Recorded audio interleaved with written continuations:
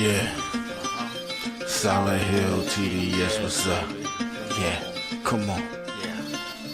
I.O.W. Sports Network, late night edition. Let's go. Come on. We about to raise the bar. Wild card mark. Everybody grab a seat, cause you know we about to spark. Late night sports talk. Modelo Le Cigar. Man, you don't wanna start. Wild card mark. We about to raise the bar. Wild card mark. Everybody grab a seat, cause you know we about to spark. Late night sports talk. Modelo Le Cigar. Man, you don't wanna start. Wild card mark. Hey. L Boogie with the hot flame, ashtray full of top names, little tree for your membrane. This the 9-hour time frame. I just snatched up a 6-pack, got my hands on a lid pack, whipping up a little batch of snacks. Yeah, man, I think I'm all set. Late night, can't sleep. Go ahead and just tap in. Better grab you a cold one, and we about to get some laps in. Wild card on the microphone, he'll hit you with a couple flurries. Y'all need to just strap in for some entertainment sports commentary. About to raise the bar, wild card bar. Everybody grab a seat, cause you know we about to spark. Late night sports talk, Modelo Le Cigar. Man, you don't wanna start. Wild card bar, we about to raise the bar. Wild card bar. Yes, sir. Yes, sir. Yes, sir. Yes, sir. You know what it is. Your man, Wildcard Mar, back in the building. My man, Randy Weber, back in the building. It's Taco Tuesday. How you doing, Randy? What's good, man? Doing good. Doing good. My team has the best quarterback in preseason. One of the greatest preseason runs in NFL history. I'm feeling great. I was actually at the game against the Patriots where we blew them out. Nice. And it was very nice. $7 a ticket. Can't beat that. You'll never get a damn ticket in East Rutherford, New Jersey, that price in the regular season. So, hey, get it. Yeah. Yeah. Oh, yeah. No, that's good to hear. I hope you had fun, man. Hey, look, I don't know if he's your long-term answer. But he did put up a nice little. He put up some good film preseason. So I can't hate what he did. Can't hate what he did at all. And you know, funny that you say that. We'll obviously talk about other NFL teams that made some QB decisions. You know, whether it was trade or releasing of somebody, but kind of help form their quarterback positions. We'll definitely talk about that. And then Terry McLaurin, finally got his bag, as rightfully so. And then, not only him, but Trey Hendrickson brings to an end of a holdout between him and the Bengals, a little restructuring of the thing. But I'm actually kind of looking at that signing a little bit different. We'll get into, more in depth about that. But who didn't get paid? This guy in Dallas that still ain't got paid. So that's something we'll kind of tap into. But I want to throw a surprise topic at you real quick. And it's kind of sports related, in a way. And you kind of inspired it, this topic I wanted to kind of throw. And I'm just going to, I've been holding this to, to the vest. But I kind of just wanted to bring this because I've been seeing a lot of opinions and whatnot about it. But you posted something in the BWO today, Randy, and I was like, all right, we're going to talk about it. Fuck it. All right. So, I had a feeling once you said that. All right. So right. Yeah, I'm just going to lay this out, and then I'll let you kind of pick at what I'm about to say. All right, so let's start with the chain of events. All right, so obviously Roger Jackson, son of Rampage, quit Rampage Jackson, MMA fighter. So he's a trained MMA fighter as well. All right. Obviously, me and Randy are both wrestling fans, and sometimes when you mix those two worlds, is there's going to be a learning curve, and you actually have to be in it to understand it if you're coming from the MMA world to the wrestling world. This is an indie promotion. I can't remember the name, so forgive me about it. Y'all seen the video. I'm not gonna post it. All right, so set off the anger for him. He got hit over the head with a beer can, and obviously this guy never done nothing like this. So and I get it. Then they showed the video. They handshake, squashed it, apologized. Cool, I understand that. But the video that you posted today, and where the other wrestlers kind of say, "Oh man, I could find a way to get your get back," and literally the language he is used to, so you can fuck him up. That's the language he used. All right, and later as the video ends, the guy that ended up getting receiving the beat, he kind of shakes his hand too, and it almost kind of looked like it was understanding that this spot that they call it was going to happen. But when you give a guy that has no wrestling background at all, and before anybody jumps in the comments or jump in my DMs, I am not condoning for what Raja did. Right? Did he take it too far? Absolutely. But if there's going to be like charges dropped on him, and probably might be, I'm just saying, if I'm a defense lawyer, I'm playing this clip where it says you're giving a guy that just got totally disrespected out of nowhere. And I understand the apology part, but if you say, "Hey, I'm gonna give you an opportunity to fuck him up," and you word it that way, and I'm kind of like, so just kind of follow my theory. Like, I'm not saying he deserved what Roger did. He can control how far he went. But what I'm saying is, you give a guy that has no training in wrestling whatsoever, he felt totally disrespected. You're giving him an opportunity, in the way that you word it. Again, I'm not absolving what Raja did, but I'm not thinking he's 100% at fault for this situation, because it could have been avoided. And I'll let you have at it, but I was just like, there's a lot, because obviously day by day, there's just more information that's just getting leaked out, and I'm like, this is for a reason. And like, I don't, am I reaching? You can tell me where I'm wrong, you can tell me where I'm right. I'm just kind of like, I don't know if Roger's 100% at fault for what happened, the result of what the guy did. I don't know. So I'll agree that he's not 100% at fault. I'll agree that lots of people involved in this have fault in this, for sure. For one, the promo segment or whatever they were doing for the build where he hit him with the beer can, first of all, you communicate that before you do it.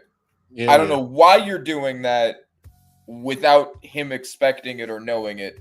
Especially, you would do that with an experienced wrestler, let alone someone who's not a wrestler. Like, this is the real fighter, and you're just hitting him with a beer can without him expecting it. Yeah. Does nearly killing the guy, is that a warranted response to that on its own? No, obviously. Yeah, and I'm with you on that. Yeah. Yeah. Especially because he apologized and shook his hand and squashed it afterwards. I think maybe if that hadn't happened, I'd be a little less sympathetic. But Raja was aware that, like, he was just doing it to build up the match before he nearly killed him. Now, Raja said beforehand, like, that he was gonna fuck him up, and then they had that whole conversation where he's like, "You're gonna get your lick back," like you said. I think it's reasonable to believe, based off of what we saw, which may not be everything. Mm-hmm. He thought that he was actually being allowed to beat him up, and that Raja didn't know he was expected to work from that point, because it wasn't really clear. I mean, you could tell how dysfunctional everything was by the fact that the guy pinned him afterwards. Which I was almost on the floor at that part of the video. Mance crawls over him and pins him. Yeah, it still gets, and I'm just like this is really some, like, in the way that you word it. Like, I've seen other indie promotions function in a more professional manner than what that was ran in that situation. And I think they was trying to have a publicity moment, because obviously Roger Jackson and Rampage, they've been starting to get some buzz doing their live streams and whatnot as a father-son duo. And obviously, you know, it comes off the fact that it is Quentin Rampage Jackson. So, you know, he's starting to get some buzz just by bloodline association. And I get that. And so maybe that any promotion thought it would just be something to help them promote and get some, you know, views and get some love and hopefully start filling up them bingo halls. And okay, I understand. So it's just, I think they failed that wrestler. I think they failed him by putting him in that situation like that. It didn't help with the smashing of the beer can over Roger's head. And like I said, I'm not absolving him for the result of what it did. I also kind of thought, you know, even Quentin said he had no business being in there. He just had a concussion. And then, you know, I thought maybe he not right in the head and was reading the comments of the live chat, talking shit and egging him on. And I think that kind of played a part into it too. So there's a line that, yeah, he didn't have to nearly flatline the guy. Like, but as a wrestling company, you have a responsibility if you're putting anyone in the ring to very clearly communicate what people are supposed to be doing, especially with an outsider. Exactly. So saying you're going to get your lick back, you're going to fuck them up, but not being clear as to what that means. Like, you get a shot, right? Like Brock Lesnar Braun Strowman match where they had like Braun accidentally hit him and Brock punched him back, and then they continued the match. Yeah, and I mean, like, there have been so many examples of wrestlers doing that. That's fine. That's totally legitimate. Mm-hmm. But if you tell him you can fuck him up, you don't specify what that means. You've already hit him over the head with a beer can without him expecting it. Yes, you apologized. So I think the wrestler that did it did enough that he's not at fault anymore because he apologized and made it clear beforehand. Yeah, he's like, I didn't know. Yeah. Had he not done that, I would consider him more at fault. But by that point, Roger was enough on notice that there was no reason to retaliate. But the company is also partially at fault for essentially egging him on to kick his ass. Also waiting as long as they did before intervening. Man threw, I think it was 29 punches before wrestlers picked him up and got him off the guy. That's why I'm not a conspiracy theorist. Y'all know that on this show we connect dots. I'm just saying that was kind of odd too. Like, you know, get a couple in, because once you see them that they are actually connecting, especially he was connecting from the get-go. So yeah, the ref was right there looking close at it. Like, call something. Like, after like punch 2 or 3, like, get someone in there. Oh, just pull. Like, I've seen referees literally run and tackle the person that's throwing the punches. Just tackle them or get them off of them. And you can make a kayfabe justification for that. He's not supposed to be in the match, right? Like, you can sell that as part of the show. Exactly. So I thought that was a little. When you run rinky dink, you get rinky dink results. I think they failed their wrestler. They did. Yes. They failed him big time. But also, to make clear, Raja's not completely absolved from it because he knew especially as a professional fighter, you know that at that point you've already concussed him with that slam. He should have known that he concussed him with that slam. Yeah, he should have known that those punches were back to the slam. He couldn't even put his back to the slam. I'm with you. Exactly. You know he's not defending himself. Like, you should have known, like, okay, you can kill him at this point.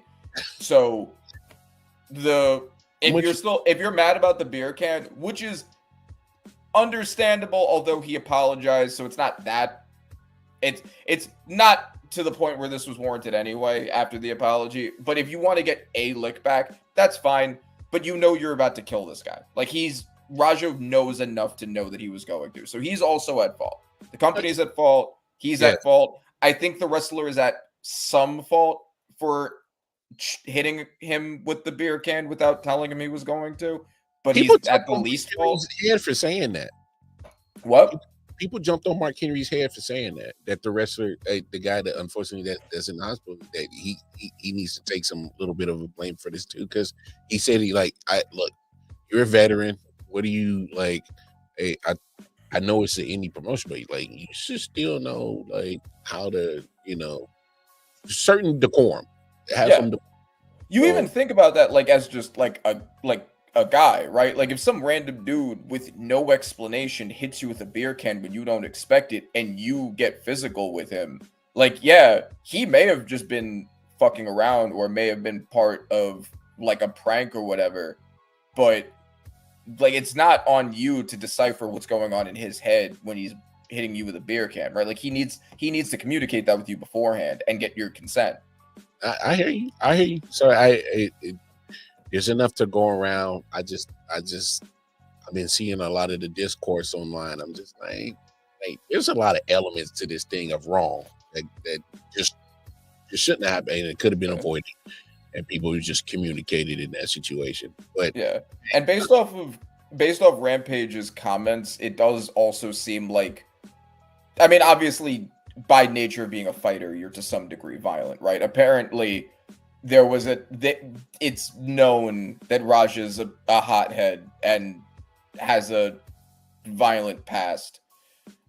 So that also, in addition, puts some responsibility both on him and the company and everyone involved, because this is a guy you should know you don't want to piss off, and you don't want to give and the expectation that you're starting a fight with him. But that also means he should know to calm down, because apparently this has been an issue for him in the past. But I don't know the details of that. I just know Rampage seems to have suggested that. He said that he had a fund that was just for bail because he didn't expect him to go to college. Like if you know that kind of stuff about your son, you know, that must mean that there's been some past with him, but I don't know the details of it. We'll see. But let's get to some NFL talk. I just wanted to talk about that because I was like, I thought that was interesting when you posted that. So and I think it kind of creates a little debate, or at least a context on everything in this situation. But let's talk about this. Man, scary money. Yeah, Scary Terry finally gets paid. I don't know what what was going on. What did he not just want to go through training camp? If that's the case, you know, shout out to my man Chris Dye. He's like, nah, man, that man just didn't want to do training camp. Hey, if that's the case, so be it. But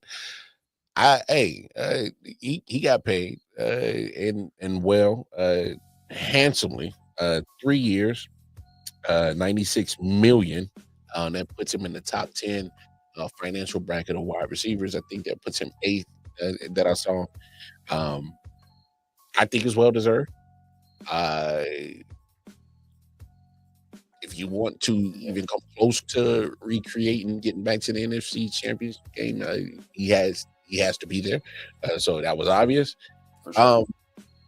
What's your thoughts, man? Let's talk about Scary Terry getting the bag. So apparently they were using DK Metcalf's contract as the comparison piece. Like, I'm at least as good as DK Metcalf, so I should be making at least this much, which I think is fair. There are a lot of comparisons there. He's now, it wasn't really the case in Seattle, but now he's the team's only weapon, which is the same position McLaurin's in. They're both a little bit on the older side, and I would say that they're both fringe top 10 wide receivers, give or take, top 8 to 12 range. So I think that was a fair comparison for him to make. Obviously, I think that, as a Giants fan, I wish they hadn't, but they did. And it was the right move. Of course, it was the right move. He's the only other good player on the team aside from Jaden Daniels. And also, they, unlike most of the teams that have quarterbacks on their rookie deals, a lot of their contracts are old vet minimums, both on the offensive side and the defensive side. They have a lot of people on fairly cheap deals because a lot of them are very old. You have the money. Like, I don't understand. It's not in a situation where like you're figuring out cap space. You have a quarterback on a rookie deal, who's going to be on a rookie deal for the next 3 years, and you have so many of your players that are on like vet minimums. You can pay your consistent best player throughout the past almost. I mean, I don't know how long he's been in the league. Like, Now he's 7 been there. He's been there for 6 years, and Yeah. yeah, He was the best player on the team all 6 of those years. yeah. Pay him. No, and for my stats heads, and just to back up with stats on why he's so important. You're talking about 5 straight seasons that he's hit 1,000 yards. In his rookie season, just missed 1,000 yards, really, by only 81 yards. So he's going to get the catches. He's going to get the yards. Obviously, if you're saying the knock is, besides his rookie season and last year, he's not eclipsing no more than 5 touchdowns. Hey, if that's your argument, by all means. But 13 TDs last year, 7 his rookie, and then in between that, you got a couple of 4s and a couple of 5s. Hey, when you're the number 1 threat, people are going to game plan you. So that's their job is to keep you out the end zone. I get what you're saying. Somebody's going to, rebuttal. Hey, the greats get into the end zone. I understand that. I hear that. Yeah. And also, go ahead. No, I also got to remind you, he only had a competent quarterback till last year. Right. Yeah, that's what I was gonna say. Like, also, so he wasn't the best player for all 6 years. He was the best player for 5 years. Jaden Daniels was the best last year, but I forgot to include him there. But I mean that matters, right? Like when Sam Howell is throwing to you, then you're dependent on how many touchdown passes he's throwing. Yeah, Taylor Heineke, Taylor Heineke, yeah. Quarterback, and like you said, Sam Howell, and obviously Sam Howell can't even make another team. So come on, like, yeah, exactly, right. Like these, especially receiver stats, more than maybe any other position, are very dependent on other people.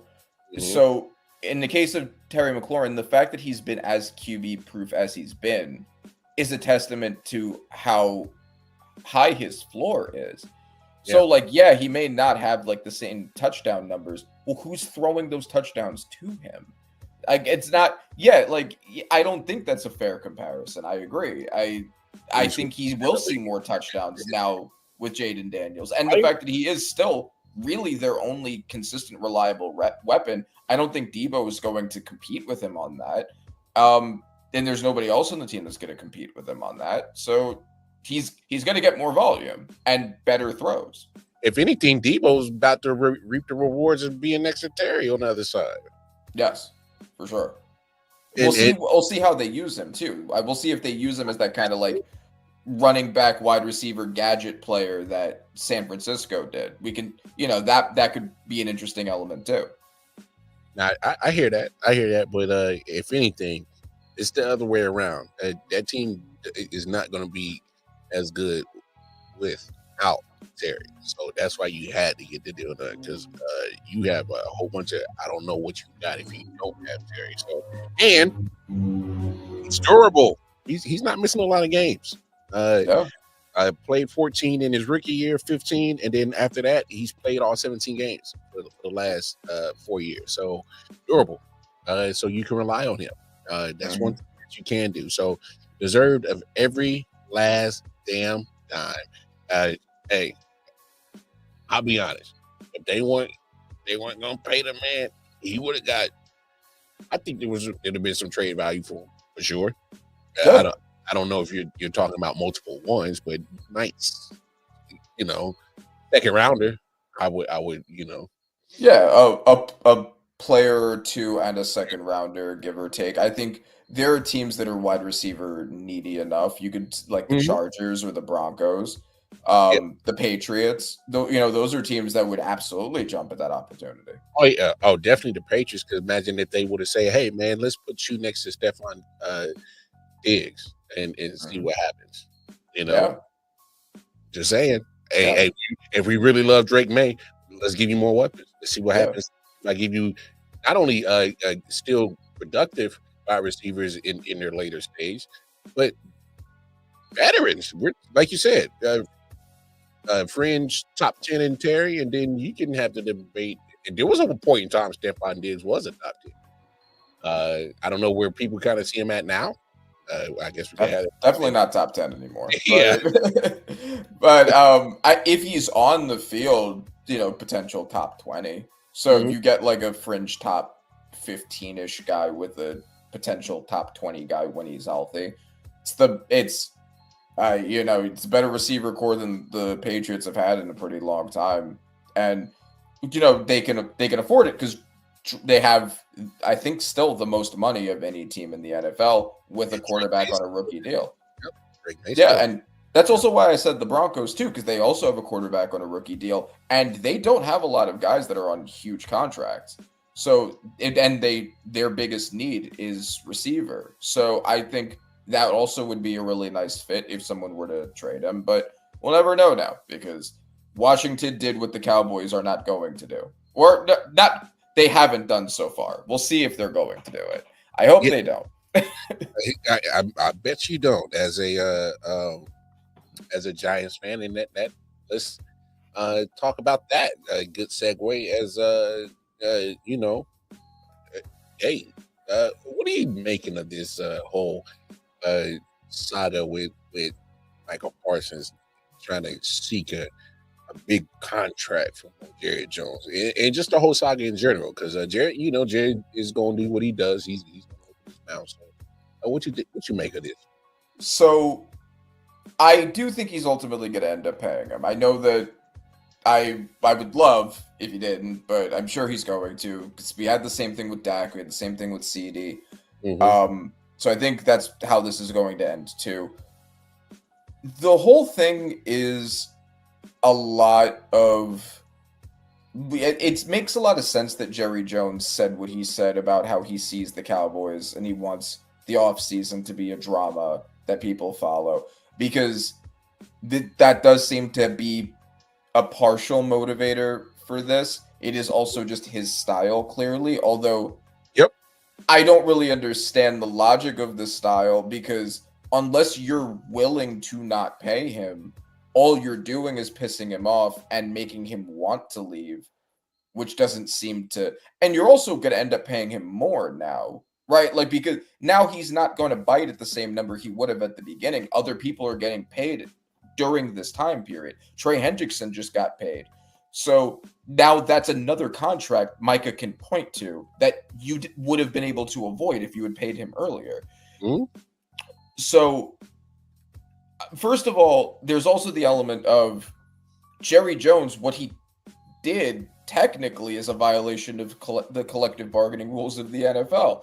He spoke to him and negotiated with him without his agent, which he's not allowed to do. And now he has this whole time been trying to keep him binded to that agreement when we don't even know if it was really a firm agreement in the first place. He said that he doesn't want to talk to his agent. He has nothing to talk about him to except to get the legalese out of the way and write the deal that they had agreed to. And all you're doing, especially with us knowing you're going to end up paying him, is you're pushing him away. You're probably going to spend more money. You're probably going to get less effort from him because you've pissed him off so much this whole time. You might get him sitting games depending on how long you wait. I don't see the logic of it unless they are willing to trade him to get a haul for the areas that they need, mainly defense, O-line, running back. If they were to trade him for a grouping of players and picks, maybe a team like, I know Baltimore is on the list of teams that people are speculating would be a trade destination. I think that would be a really good move. But unless you're willing to do that, I don't see the benefit of this. Your defense sucked with him on the field, and you lost DeMarcus Lawrence in offseason. If you lose Micah too, you're going to end up with one of the worst defenses in the NFL and also the worst running back room in the NFL and a suspect O-line. Good luck with that. And Dak coming off of a really brutal injury. Yeah.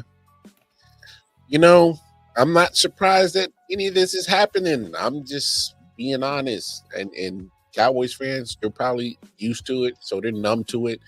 But as sports fans, like, it really put it in perspective about Jerry Jones when I watched that documentary on Netflix. And if you haven't checked it out, check it out, because it really puts a perspective on who Jerry is and how he operates. All right.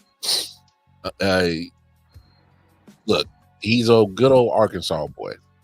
All right. That's what he is to the heart, and that's how he still operates. And he don't care.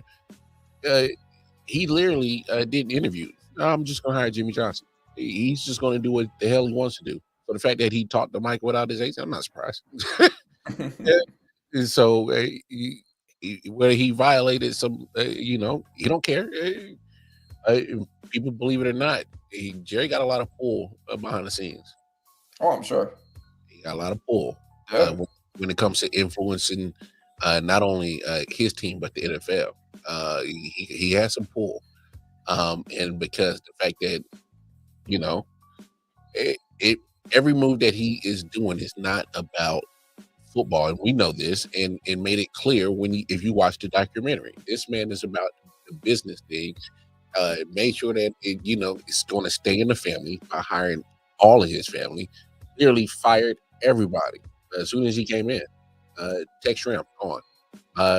Tom Landry, yeah, y'all know that name? Gone. Get out of here. And it paid off in the beginning. But he said in the documentary, my imagination of my image of what I wanted to make the Cowboys was entertainment. And he is going to go about getting it in any kind of way. And here we are, talking about Jerry Jones and Micah having a little soap opera. And that's exactly what this is. Now, there are some truths to what he's saying. He's like, hey, sometimes, hey, I pay these guys, they're not guaranteed to be around. He got bit by Dak for that. All right. So, I mean, these billionaires stay rich by keeping money in the pocket. And look, he'll pay them. And I totally hear you about, hey, obviously, if I'm Micah Parsons, today's price, it ain't the same for what it was when we first started. Like, see, I understand that. I'm with you on that. And he's going to end up coming out a lot more. But Jerry's so arrogant and he's confident because he's made such a cash cow. He already has the Cowboys already valued the highest sports entity in the world. Damn near, especially in the NFL, at what I think valued at like damn near $13 billion. He's looking at whatever that little pennies of between 10 million of more than I gotta pay. I make that back and then some. I'm not stressing about losing that money.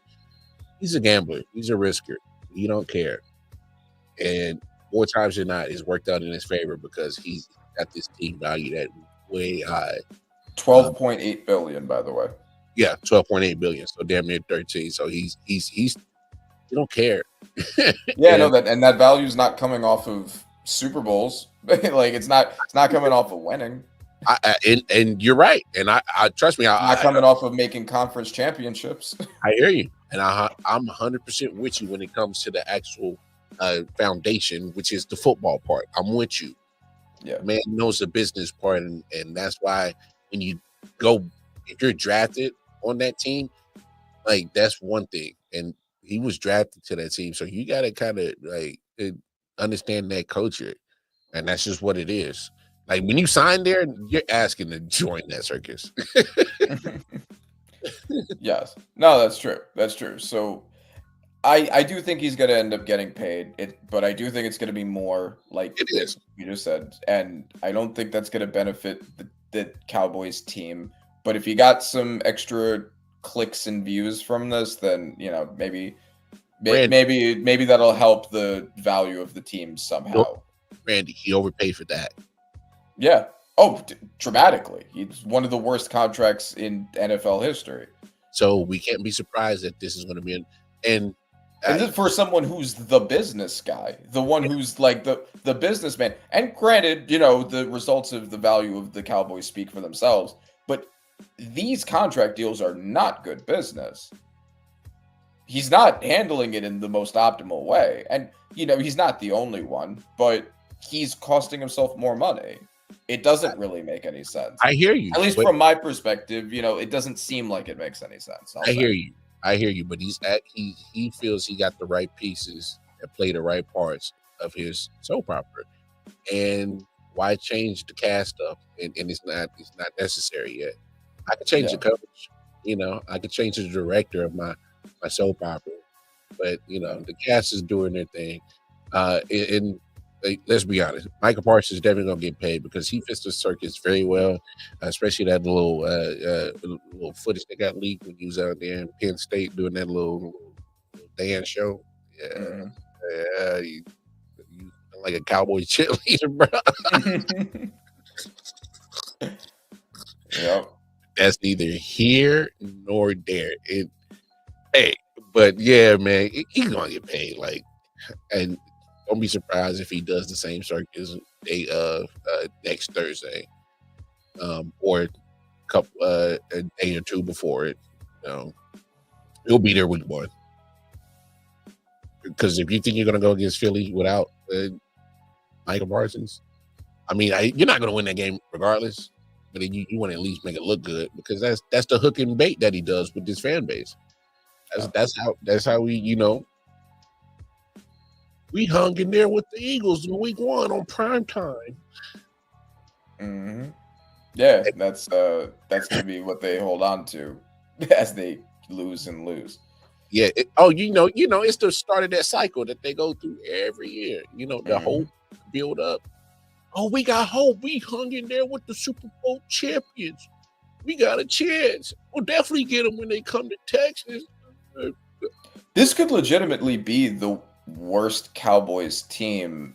I mean, last year because Dak got injured and they had to start Cooper Rush, it was very bad. This year could potentially be even worse for all the reasons that I said. This could be the worst Cowboys team of the Dak era that's coming up. A lot of things are really out of order there. So, we'll see if anyone gets disillusioned, but knowing Cowboys fans, no, they won't. Hey, I'm trying to tell you that vicious cycle that they keep going through, and Jerry knows how to keep them on that hook and bait.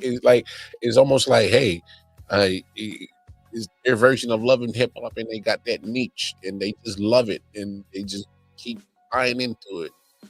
Yeah. Into the outside world, like, yo, why you watch that crap, bro?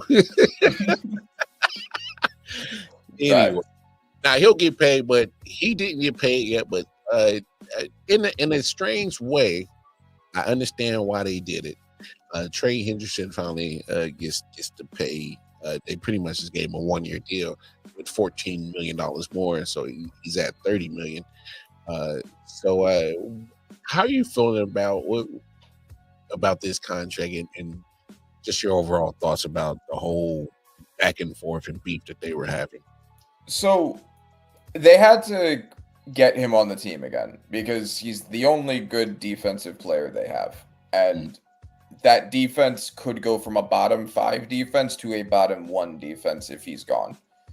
So that it was really important to get him there if they're going to do anything at all, unless they were going to, trade him for a haul of defensive pieces or something. But that was unlikely. Teams that have that probably wouldn't be looking to trade from in the first place, whatever. I think that was a good, cheap way. If you have so much money tied into 3 players already, and they're not in the best cap position, I believe, if you're trying to get him to play for you this next season, a relatively cheap way to do it. I still think that they should have reversed what they did with him and T. Higgins. But I think getting him for another $14 million for this year, they got him. They got him for not that much more. The issue now is that what are you doing next year? Next year's contract is going to be worse than this year's would have. You're just kicking a can down the road unless you're willing to trade him And if you're not, what are you doing? I was thinking the same thing, and I looked at it this way too. You pretty much got and I hate to word it like that, but almost got control of them. So think about it this way: if you're the Mike Brown, and you know how he operates, he's a wacko, and he's frugal, and that's not the right word. That motherfucker cheap, all right? Mm-hmm. Yeah. All right. And it took literally Joe Burrow to pound the table and have a conversation with him and actually go through the media to get the message to him. Say, hey, let's get my guys paid. T, get him paid. Jamar, pay him. He made Jamar Chase highest paid wide receiver. T. Higgins put him in the top 10 as well as paid wide receivers. And Joe Burrow is happy now. And that is also probably why T was paid before Trey, because I think that considering what Cincinnati overall looks like, what its strengths and weaknesses are, and just general, you pay your best pass rusher before you pay your second best wide receiver, typically. But I do think that the Joe Burrow campaign for T definitely helped push him to the front of the line. Mm-hmm. Keep my quarterback happy. Like, he's cheap, but he's smart on that part. I don't understand why he still hasn't built Fort Knox in the full line yet to make sure he protects his quarterback. That's another. No, that's foolishness. I still don't understand that. They're trying, but it just ain't working. Right. But when it comes to Trey, I'm just like, so say they can franchise tag him again, or they can tag him next year. So you either don't pay, you don't play and you don't get paid, or you get this astronomical number, or we could probably, hopefully reach a long-term deal, which, like you said, would be more, and then or trade asset. What if Trey gets hurt this year? I know 2 17+ sack seasons looks good consecutively. You hope he can do it again this year. But what if he gets hurt? Because I don't see much on this defense that's going to change anything that's been happening the last 2 years. They missed the playoffs the last 2 years. Yeah, and one of those was because Burrow was hurt. But last year is the perfect example. The offense probably couldn't have been any better than it was, and it still wasn't enough. Wasn't enough. You literally, if the defense can get to middle of the pack, they might be able, because they were a game away from making it to the playoffs. Yeah, it's true, but you still missed it. These slow starts kept killing them, and your defense is Swiss cheese. You're going to be in a shootout again for a whole season. It's a lot. It's a lot to ask. And then what if one of your receivers gets hurt? What if Burrow gets hurt? Right? Like you're relying a lot on basically 3 guys to carry your entire team, and you could say 4 for Trey, but no matter how good Trey is, the defense still sucks. So it really is just those 3 guys. Hey, take 17 sacks and put it somewhere where it matters. Put that on Baltimore. Put that on Kansas City. Put that on Buffalo. That's the difference between probably a Lombardi and missing it. I'm just saying, 17 sacks, and that got wasted 2 years in a row. Wasted. Yeah. I understand the money part. Get your money, get your bread. I understand. So that's a victory on his part. And also play chicken with him. Tag me, okay. Well, how far can we take this? Because if you pay the tag and you see the average of the top 5 at that position at the end, that'll be a nice 1-year deal as well. So I don't hate that for him as well. I know people want the long-term security, but I think a little 35 million one time for the one time. Yeah, no, that's the thing. The owners always have the leverage of the tag. So there's always that, but my main concern with the tag is either you're doing it to trade them, or Yeah. you're kicking the can down the road, which ends up meaning you're gonna, in the long term, pay that guy more with 1 year more on his career already. So Trey's already relatively on the older side. He is. You want to pay him more money when he's older. That's No. kind of the position you're pushing yourself in when you just tag him without a plan on what you're going to do with him. I agree with you 100 because like literally I feel everything that you're saying about it. I'm just playing devil's advocate that Mike Brown, in the way that he operates, says I can, like, if this guy gets hurt, then I can justify moving this type of way and find trade value and say, for this older pass rusher, yeah, he, man got injured, but hey, man, the guy was putting up 17 sacks on a Swiss cheese defense. Add him to what you got. Hey, we can make a trade. I just think the guy slime ball. He could move real slimy like that. Oh, so you're saying he might be hoping that Trey gets hurt so that way that he can justify moving him? Yeah, that's true. Because the problem is that makes him less valuable trade capital then after that. But it justifies you not making sure that he doesn't get that big payday from you as Mike Brown. Right. He's not. That's true. It's like the fan base isn't going to look at you as sideways after that. Yeah, because then they can justify older pass rush, injury. Okay, I understand. Maybe it's time to cut bait. We squeezed this lemon enough. He's got paid in two, so let's move on. I'm just saying, Mike Brown. I wouldn't put it past him to move in a real slimy, janky promoters type of way. That's what I'm saying.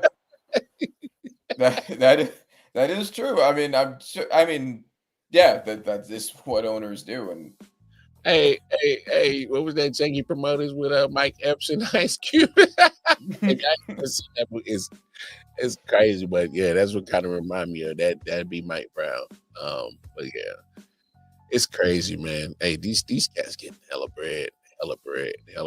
But let's talk about something else, man, because the gusto and the meat and potatoes of this show, man, and some quarterback decisions got made, and let's start in over in Indianapolis, man.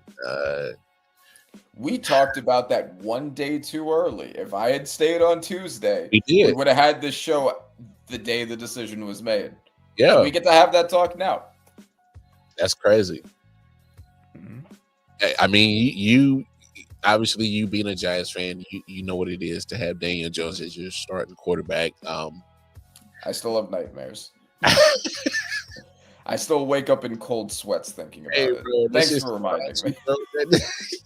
Hey, you did get a playoff win over Minnesota. If that kind of eases the pain a little bit.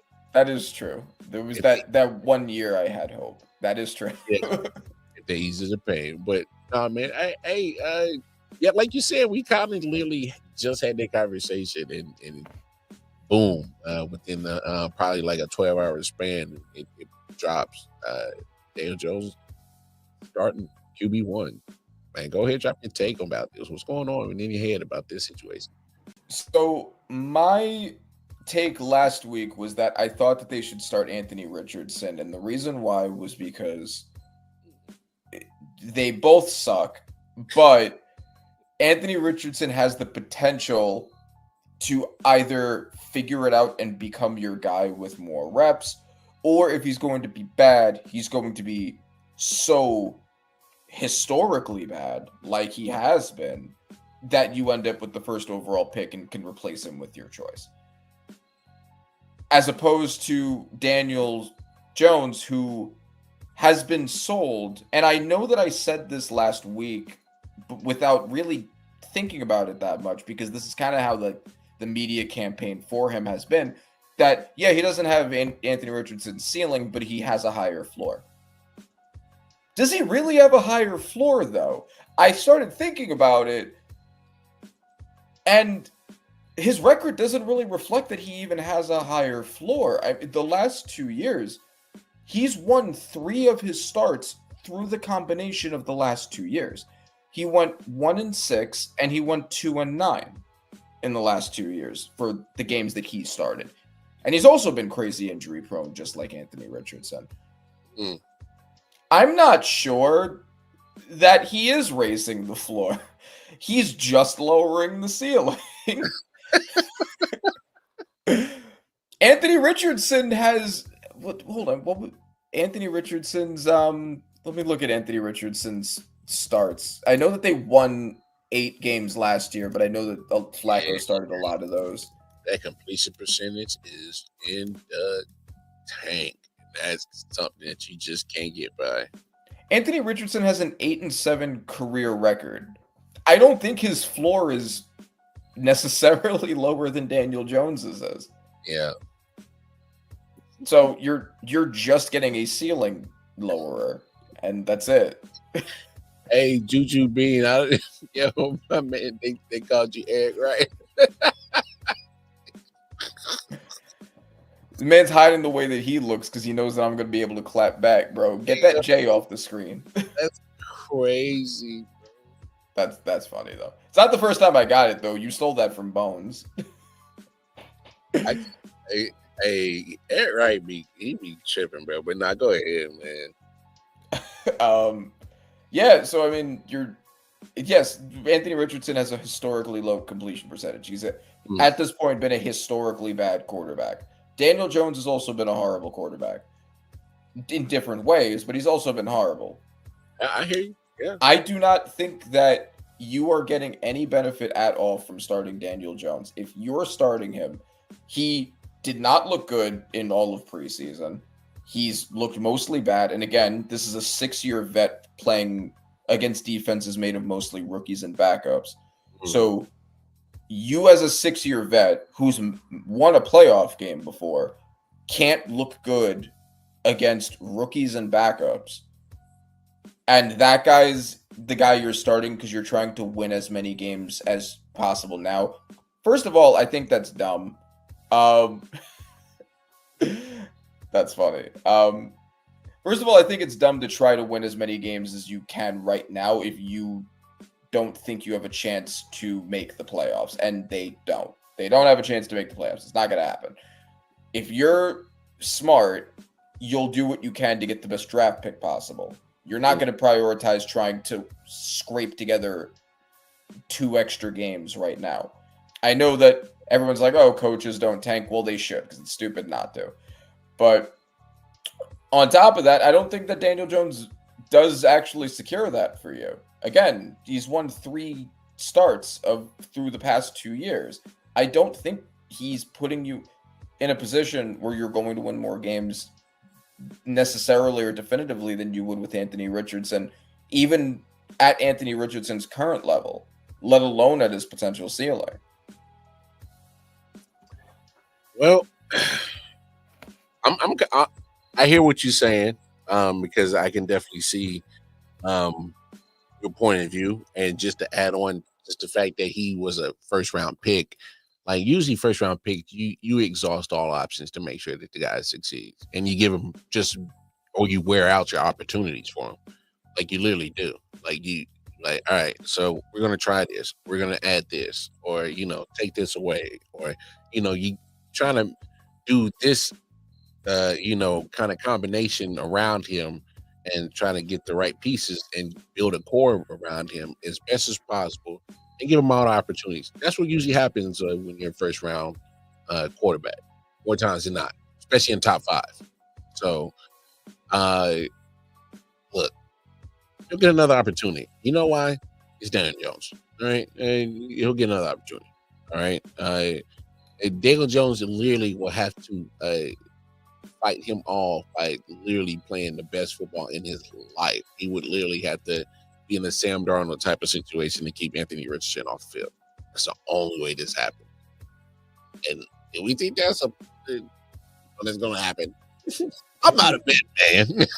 I'm not a bet man, but yeah, I don't see that kind of resurrection with Daniel Jones. But And I also don't think this is the team to make that happen either. I think the circumstances for I really disagree with you. I think that defense is a sleeper that people might kind of want to, okay, let me make my point. Sam Darnold had that resurgence because he had a QB whisperer head coach, yes, and he had a good defense. Justin Jefferson, TJ Hawkinson, Jordan Addison, Aaron Jones, and an elite defense led by Brian Flores. He had at least 2 really good O-line bookends. He had a great situation. Mm-hmm. Geno Smith had a Hall of Fame head coach in Pete Carroll and a ton of weapons in DK Metcalf, Tyler Lockett, and Jackson Smith and Jigba. But again, another very good situation. Yeah. Daniel Jones is going to be walking into an okay situation. The O-line, although with Will Fries gone, we don't know if the O-line's going to be as good, but it shouldn't be like bad. Weapons group, solid. It's no Justin Jefferson, Addison, Hawkinson, and Jones, but it's a solid weapons group. Great running back. The secondary has had a lot of work on it for the defense, so the secondary should be good. The defensive line, I mean, they had a pretty low-ranking defense. I'm actually going to pull up the defensive rankings from last year. Yeah, but I'm just saying, like, Tyler Warren is Warren also, yeah. I love what that tight end. He might do something. If they were the 4th worst defense in the NFL last year total. I hear that, and it should be better than it was after adding like Travarius Ward. Yeah, but it goes badly. Yeah, but it's not going to be the Vikings defense. It's not going to be the Seahawks defense, and those. That's fair. Yeah, like those defenses for those quarterbacks that have those resurgences. Like you're not walking Baker Mayfield. You're not walking into a Baker Mayfield situation with Mike Evans, Chris Godwin. Like it's not the same. Tristan Wirfs. I hear that, but do we forget they got Jonathan Taylor? He's still a damn good running back. Are we acting like he don't exist? I mentioned him. I said they had a great running back, but yeah. And don't sleep on AD Mitchell, all right? Don't sleep on him.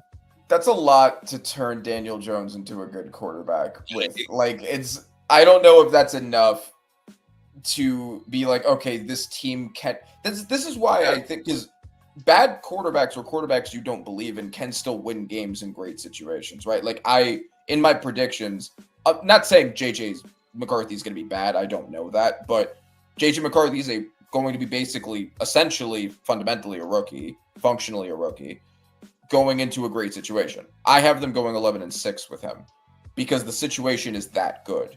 I don't think the Colts have a situation like that. To be fair, you're in the AFC South. That division is, if you're winning it with 9-7 for the last 2 years for Houston Texans, I don't think that's, you got to be like, that's middle of the pack. That's literally some middle of the pack winning a division for the last 2 years. Like, we can't run on that. 9-7 is a very average football team. True, but I don't think there's any chance they win the division because the Texans have by far the best quarterback in the division. They have possibly the best defense in the entire NFL. They have a really good weapons group. The O-line is like their only weakness. The Colts have almost everything as a weakness except running back and maybe secondary. So not the weapons group is good, but you're asking a lot. You're asking a lot for everyone else to carry Daniel Jones, and I just don't think they have that kind of team. I mean, we'll see. I hear you. But they basically can't. I just want Daniel Jones to fail. That's a lot of that is motivated strongly by that. But I also think I'm right. I mean, they went 8-9 last year, so I hear what you're saying. So anytime you got Daniel Jones in there, they're probably going to be less than 8. So we'll see. Yeah, but Anthony Richardson will get another opportunity, and just because, especially if he gets exactly what you wish for a bad Daniel Jones, he'll definitely get an opportunity at least by week 4. So, but here's the thing: if you replace Daniel Jones with Anthony Richardson, and then if you have to go back to Daniel Jones, he will not be in the Colt uniform this year. No. He just can't be. Yeah. That's for sure. Shout out Juju Bean. He says coach schedule ain't that crazy if they have a chance at making a playoff push with Daniel Jones. Richardson isn't playing. They don't have a chance at making a playoff push. It's not happening. It's get that hopium out of your veins. It's not happening. Not at all.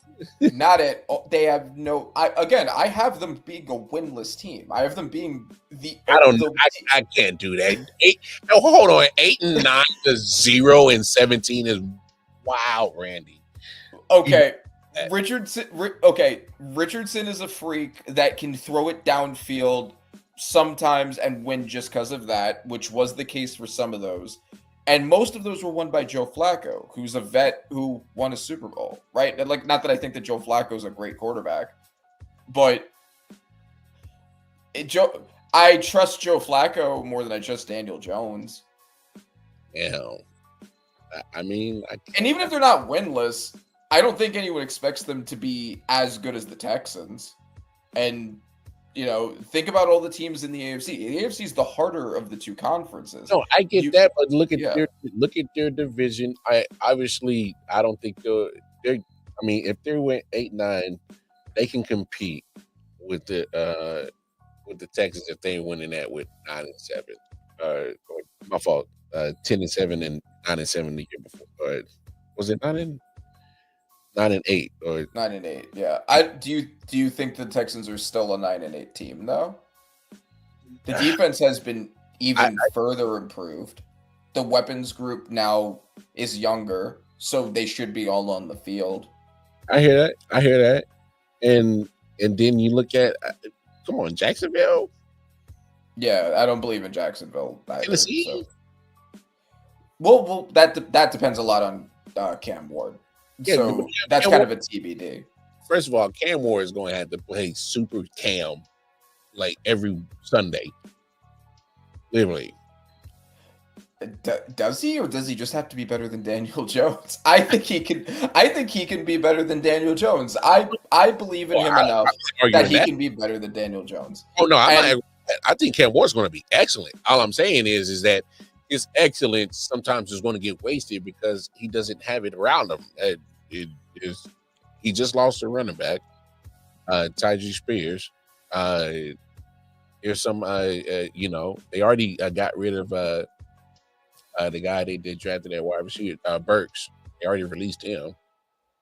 He didn't pan out, and so it's kind of like it's. Yeah, the situation's not great for him either, but Calvin that's pretty much it. They did have the second best. Is this total or just passing?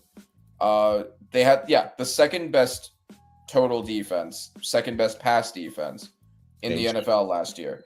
They still have L'Jarius Sneed. They should be able to. They shouldn't be significantly worse on defense than they were last year. So, if they're able to be at least relatively the same defense they were last year, and Cam Ward is a good quarterback, and the O-line also looked significantly improved, I think they should be better than the Colts. Well, I mean, you got to just be better than 3-14. They can definitely do that with Cam. But I'm just saying, like, he's going to have to play Superman to even get them to 5-12. I mean, that's true. And granted, he was playing with a lot of people who got cut in the preseason who were dropping his passes and messing up his stat line. But now he'll be playing with the starters. We'll see. Yeah, showtime. Juju says I don't think they're making the playoffs, but they might be close to 8 if Daniel Jones doesn't completely fuck it up in that case. Yeah, plan to win. for most of the season. I hear that. He's So- gonna completely fuck it up though. So yeah. He said, "But you ain't wrong." He said, "But you ain't wrong. They both garbage." I just think they have a really solid defense. I see. That's what I'm. And shout out to my man, C. Lou. He definitely knows his stuff about the Colts. That's a team. He literally follows them and critiques and watches a lot of film on them. And Is he a Colts fan? yeah. But he watches a lot of film. But he watches a lot of film on the whole NFL. Like he just loves ball. Shout out to C. Lou. So, but yeah, man. I can't. When he said 0-17 last week, I was just like, I don't know if I'm like, damn, like they are not in the Saints situation at all. And speaking of Saints, who that named a quarterback, and man, I think that's very telling. Because it's definitely going to lead to the last quarterback we talk about, but I think it's very telling. I'll let you ride out on it, man. Go ahead and talk about it. I think it's very funny. I I have a Saints fan at work, and as soon as I saw the news, I like turned around and was like, "Yo, did you hear?" And he was like, "Yeah, like yeah, it's Spencer Rattler, they suck." And like then he just went back to working. I feel like a lot of Saints fans probably had that exact same reaction, and that's very fair. Yeah, second round pick, and he didn't even make the starting team. I bet Shador would have. I bet and granted, we're gonna criticize Shador. I'm gonna criticize Shador. Hey, it said 4-12 with DJ. That's generous. That's crazy. What's up? Shout out to Omar Ball and Buzz, man. Shout out to them. Nah, go ahead, big dog. My bad. yeah, no, all good. Yeah, no, we're gonna criticize Shador. I'm gonna criticize Shador. We're gonna talk about him, but I think he would have been good enough to beat Spencer Rattler. You know, you spent a second round pick on a quarterback. Everybody knew that it wasn't because you thought he was the better player than Shador Sanders, but because you had issues with Shador Sanders off the field. Everybody was well aware of that. Technically he's a 5th round pick, but nobody's confused to the fact that he was obviously graded as the second best quarterback prospect. You take another quarterback anyway, and now you're not going to start him. And yeah, like that's the situation I guess you would expect when you make a move like that. Well, I mean, yeah, I couldn't beat out Spencer Rattler. Damn. Who was a 3rd round pick. He wasn't even a 2nd round pick. He was a 3rd round pick. You still couldn't beat him. Damn. You couldn't beat out Spencer Rattler. You know. Who was not good either, by the way. It's not like you were beat out by this guy who massively overperformed. He didn't look good either, and you still couldn't beat him. Yeah. You can beat out Spencer Rattler? No. How do you feel about my winless take for the Saints? I know you disagree with the one. Oh, no. Oh, you get no disagree. What? You get 0 disagreements. Look, they lucky they got 5 wins last year. Yeah. Look, I get they're gonna have to move Alvin Kamara. Might as well start moving chips. Look, I feel bad for Chris Olave. That man was getting some ambulance football stone in preseason. Mm-hmm. That man almost ended up in a hospital, hurt again. Exactly. I don't know if I don't know if I trust Kellen more to run a football team offensive coordinator, cool. Run a team, I don't know. Yeah. Look, we'll see. And this has 0-17 written all over it. And if I was Alvin Kamara, I would like, hey man, I can't do this no more, bro. Yeah, bro. I mean, they could absolutely get something if they trade him for sure. Like get just because of his age, maybe a 3rd round pick, but like get stuff. You need stuff. Yeah, You need cheap stuff too. You need stuff that's not going to eat at your cap anymore. Get some more stuff. If I was Cam Jordan, hey man, it was real while it was great. Hey man, I'm 36. Let me get up out of here, bro. Yeah, follow Ryan Ramczyk and peace out for real. Not for real. I'm DeMario Davis. Hey man, I love y'all. I'm 36. My opportunities coming. Yeah, man. Let me get up out of here, bro. You know what I'm saying? Like, you already moved off of Lattimore, so that was a solid piece. That was part of the organization. Start getting assets back, get picks back. You're already in. You already proclaimed it. You're getting Arch Manning. So the Manning name comes back to New Orleans. Build something around him with capital. Get picks so that you can build your fortress for Arch Manning. Make it plush for him. That's all I'm saying. And stop playing. Like, send Alvin Kamara to one of these teams that got the cap room and willing to give you a whole bunch of picks for them. Because there's a team out there. Yeah. For it. Like, come on. Now. For sure. And because I love narratives. I would love if Arch Manning ended up assuming Jackson Dart works for us and we don't need one anymore. I would love for Arch Manning to go to where Archie Manning played if he ends up declaring. If not, though, you have a really nice quarterback class ahead of you. Garrett Nussmeier, Cade Klubnik. They got some pretty promising prospects, and if they get that guy on a rookie deal, which he's gonna be, you should be able to find the cap space to start building around him.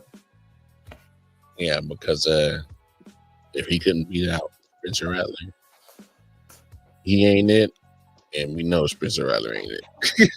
Yeah. I still think about this play because I was at a friend's house when it happened, and my boy doesn't even watch football like that, but I had football on TV, and it was against the Broncos, and I don't know if you remember this because I shared it when it happened. The play where he accidentally bounced into his offensive lineman and then fumbled the ball and then crawled trying to get it back, and it ended up being a scoop touchdown. That is my memory of Spencer Rattler. So it got negated by a flag, but it's still the most important play of Spencer Rattler's career so far. Boy, the Saints has been down, but Saints has been down bad, and we also ain't gonna cap that. Even with Sean Payton, yeah, they got that one Super Bowl, but there was some times they was missing some playoffs. Not fake fun, but let's move on because that situation is laughable because, like you said, could have beat up Spencer Rattler, but round threes, man. Joe Flacco, Dylan Gabriel, Drew Sanders. That's their 3 quarterbacks. I just think I'm going to be honest, bro. I think it's crazy that the Browns are getting this much attention from the whole football world. This is crazy. It's just crazy. And never in my life where I thought I'd be alive that the Browns were getting this much, coverage. And I understand because of the situation with Shador. But here we are, man. Go ahead, drop your takes, drop your bombs on this situation, bro. Okay, so I think we've been pretty strong Sanders apologists on this show for a little bit, and we've been banging the table saying that Shador should have been the second quarterback off the board. It's crazy that Shuck, especially Shuck, obviously Dart's been the best quarterback in preseason, so he's earned to not be in that conversation anymore. Yeah, no, he's removed.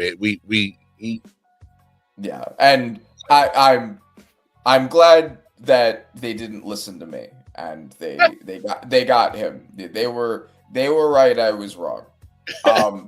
But Shuck, Milroe, and Gabriel, we were pretty clear that there was no reason for any of them to be picked ahead of them. There was no reason for Shador to fall to the 5th round based off of them as football players.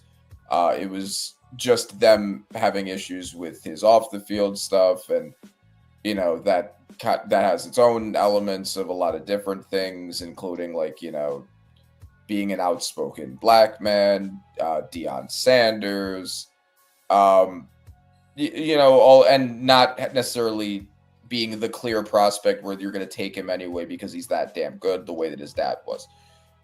There's all of that. And Shador had the best non-Jackson Dart quarterback game in all of preseason, his first attempt. He looked phenomenal. Gabriel came in for the next game, and he looked like ass. Then this past game against the Rams, Gabriel comes in and looks pretty good. High completion percentage, gets a touchdown, no turnovers like he had the last outing. He looked significantly better than he looked against the Eagles. Then Shador Sanders comes in and he gets sacked 5 times and loses more yards than he gains throughout the game. Now, I still think that he should have been in the 2-minute drill. I do not understand the decision to have Tyler Huntley in the 2-minute drill because they ended up cutting him anyway 24 hours later. And they were always going to cut him, and they had to know that. So why you'd give the 2-minute drill to him is baffling. So it's a lot of it's complicated, right? Because I think multiple different things. Shador had a bad game. There's no going around that. He had a bad game. He performed significantly worse than his competition in the same game. Yes, he was playing behind bad offensive linemen, that most of which ended up getting cut, but so did Gabriel, and he played much better behind that O-line. Tyler Huntley even looked better behind that O-line because he had the game-winning drive that led to the field goal. Shador basically had a disastrous game, but that was also after having the best game of all of them the first time. So I think logically, depending on how reliable you think this version of Shador is versus that version of Shador, this should tie his race with Gabriel because they both had performances where they outperformed the other. They both had good performances and they both had shit performances. Shador had the best one and he also had the worst one. Gabriel looked bad, but then he looked good. I think that a lot of people have been saying that Shador has been sabotaged. And I don't think that that's the explanation for why he played badly in this game. Because, again, Gabriel and Huntley both had the same offensive line. Shador's biggest issue in college was taking a ton of sacks and losing a ton of yards, holding on the ball too long. He seems to have shaken all of that in the first game. He was able to extend plays with his legs. He was able to avoid pressure. He showed a lot of athleticism, which was another concern with him with the draft scouts. So he looked basically like he had proven all of the haters wrong. And then he proves all of them right by having the absolute worst version of what your biggest concerns would be of Shador this past game. That being said, I don't think he was sabotaged, and I don't think that that's why he performed as bad as he was. But I do also think that he was put in a position where he was going to fail because Stefanski clearly didn't want him.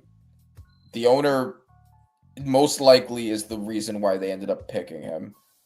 They did not put him in a position to succeed by giving him the most individual attention because he was splitting reps with 5 different quarterbacks. And also, it was a good decision for them to trade Pickett to the Raiders, which ended up also happening today. But that should have happened a while ago because then you could have given more reps to your rookies. I think if they had focused on Shedeur more, given him more reps, and tried to give him the attention you would give a quarterback that you want to succeed, he could have been better, but it is also on him that he was as bad as he was. And I don't think that there is a legitimate excuse for it. I don't know if he should be QB2 or QB3, but given how bad the game was, it's hard to blame it on just hating Shedeur Sanders at this point that he's QB3. Hey, man. 5th round. Look, we know he shouldn't have been 5th round, but he was. All right. And they're going to treat a 5th round guy.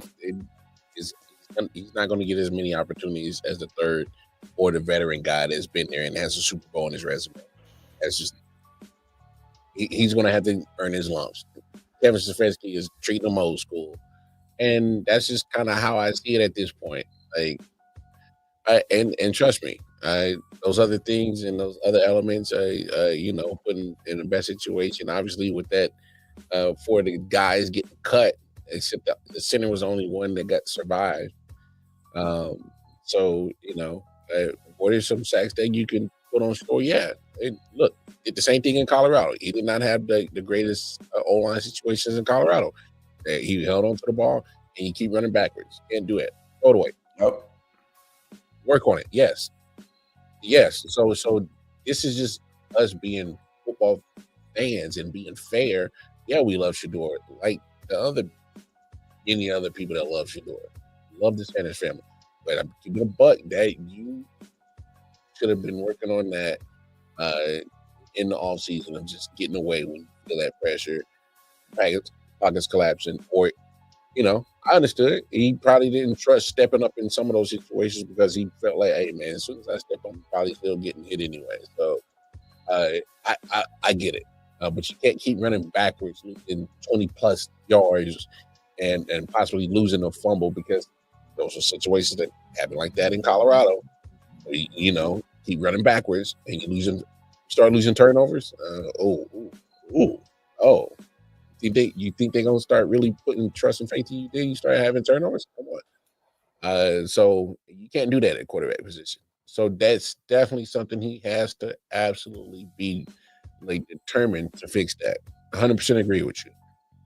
But look, he's going to get an opportunity because we don't know. The guy's 40. All right. It takes one nice good sack for Joe Flacco to be sacked on the couch again. All right.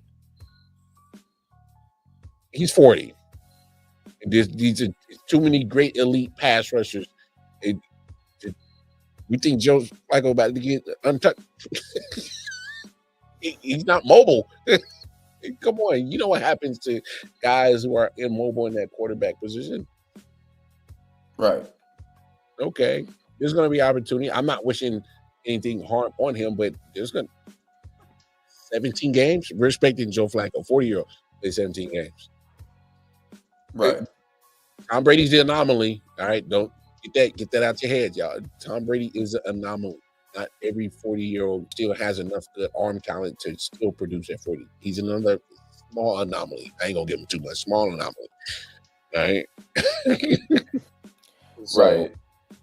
Yeah. So yeah, I mean, I don't think even the Browns think that Flacco's going to play well, even though the last time he was with the Browns, he played well for a few games. I don't think that's the reason to put him in. I think they're putting him in because the NFL is moving in the direction of let's have our rookies sit behind a vet because we've seen it work. And I think that's just the only logic of it. Like, yeah, we're going to lose games. We don't expect Flacco to play well, but either Gabriel or Sanders can sit behind him and learn. And that's why he's there. I wouldn't be surprised if both get opportunity. I think so too. That's probably, they want to know if they need to take a new quarterback in the next draft or not. And I think that makes the most sense, is to give them both a chance. Shout out to Bobby G. He said that the last week. You know, I know he said it tongue in cheek. He was like, the less games that Joe Flacco plays, the better chance that we can get an opportunity to see what we have, to see if it's worth it. Because and unfortunately, say they hypothetically get in a situation, they start winning 7-8 games. That's not good, if you ask me. Right. And, you know, that's what Bobby pointed out. Hey, if that's the case, then how do I know what I have? Because you can't just lay down if you're in a playoff contention. You're going to turn your fan base again. No, and I agree, and that's what I said the same thing about Jackson Dart, because there's a lot of different opinions over whether we should start him over Russ at any point in the season if he's going to be ready, or if Jameis Winston should be the one to come in. What? Did y'all hang on to Jameis? Yeah, we still have Jameis. And I think that's the reasoning why, is they kind of expect to, if Russ is really bad or gets hurt, to have Jameis go in to make sure that Dart's ready when he goes in. And I do think that they shouldn't force him in just because of what our record looks like. They should put him in when he's ready. And that being said, though, just like Bobby said for Shedeur and Dylan, we need to know what we have in Jackson. So we need him to start some games so we can get a good idea of if we still need a quarterback. Yeah. So I agree with Bobby on that for sure. Yeah, he was he's like, hey, man, if you just play one game, I'm okay. Mm-hmm. I mean, hey, you got to figure it out, especially when especially if you expect to have a high draft pick, right? Like, yeah, but also let's put it in perspective. You never buy the jersey of the Cleveland Browns quarterback because you like, and you here today, gone tomorrow, bro. You're not starting no more. Yeah. So it's they got so many jerseys over the years. They played that position, and he's like, look, you gotta find out, especially. So we'll see. Hey, man, good stuff, brother, man. Always appreciate it. Y'all know where to find Randy. If you need some audio needs, go to Panther on Acid on Instagram. Of course, tap in with us, I.O.W Sports Network, on all social media platforms. And if you can't find me there, just go over to my Twitter page, ACY Chimera.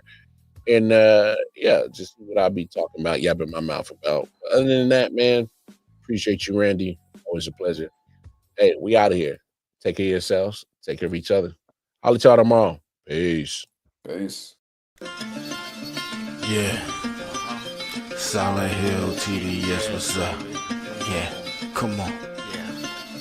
I.O.W Sports Network, late night edition. Let's go. Come on. We about to raise the bar.